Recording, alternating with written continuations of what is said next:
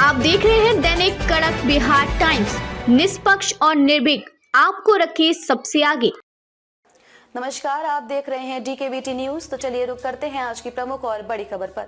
मोदी और अडानी हैं एक, इसलिए देश नहीं है सेफ। जब किसी देश की सरकार अपनी जनता के लिए काम करना छोड़कर अपने पूंजीपति मालिकों के लिए काम करने लगे तो देश कंगाल हो जाता है और सरकार का मालिक मालामाल।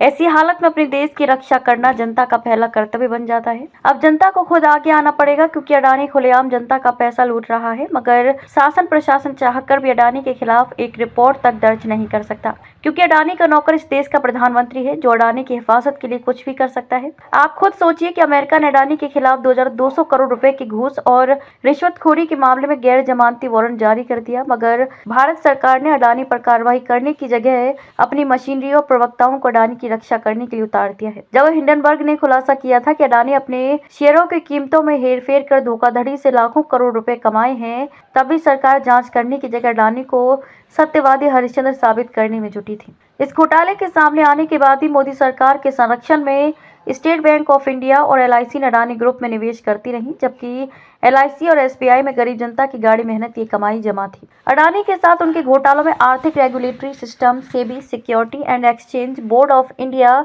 की डायरेक्टर माधवी बुच खुद शामिल है। बुच ने मोदी के इशारे पर अडानी को खूब फायदा पहुंचाया, साथ ही उन्होंने भी देश को खूब लूटा। बुच पर कार्रवाई के लिए संसद में JPC भी बनी, मगर बुच और अडानी को कुछ नहीं हुआ। इससे पहले अडानी ने कोयला आयात के नाम पर करीब 32,000 करोड़ रुपए का घोटाला किया था। अडानी इंडोनेशिया में कोयला खरीदते हैं और जब तक कोयला भारत आता है तब तक इसकी कीमत कई गुना हो जाती है। ताज्जुब की बात यह है कि जो कोयला खरीदती हैं, जो कोयला बेचती हैं, दोनों ही कंपनियां अडानी ग्रुप की हैं। इसके अलावा आज भारत में पोर्ट, एयरपोर्ट, कोयला खदान, construction sector, food sector, fuel sector, aviation sector समेत भारत के सार्वजनिक संसाधनों पर अडानी का एकाधिकार हो गया है। सरकारी संपत्तियों को अडानी की कंपनी के नाम कौड़ियों के दाम में मोदी बेच रही है।